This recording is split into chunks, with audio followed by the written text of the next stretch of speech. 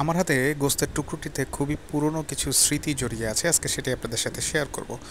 90s-এর kids যারা আছে, আমি যেমন 90s-এর কিডস, তো আমরা ছোটোবেলায় যখন কুরবানি শেষ হতো তখন সবার বাসায় যখন মাংস বিলি হতো, তখন ঠিক এইভাবে বড় বড় পিস করে সবাই সবার বাসায় মাংস দিয়ে আসতো। তো এটা আসলে আগেই দেখা যেত বেশি, এখন তো আর এরকম দেখা যায় না যে এরকম বড় বড় পিস করে অনেকেই অনেকের বাসায় মাংস দেয়। বেসিক্যালি আমরা যে বাসায় থাকি পুরন ঢাকায়, এই বাসার যে আঙ্কেল আছেন, সেই আঙ্কেল, বাড়িয়াল আঙ্কেল, সে আর কি আমাদেরকে এরকমভাবে প্রতি বছরই মাংস পাঠান।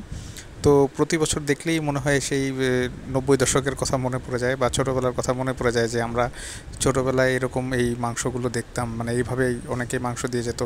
আর এই প্রসেসটা বা এইভাবে মাংসগুলো দেয় বেসিক্যালি পুরন ঢাকাইয়া যারা, তারা। তো এখন নর্মালি কেউ এইভাবে আর মাংস পাঠায় না কারো বাসায়।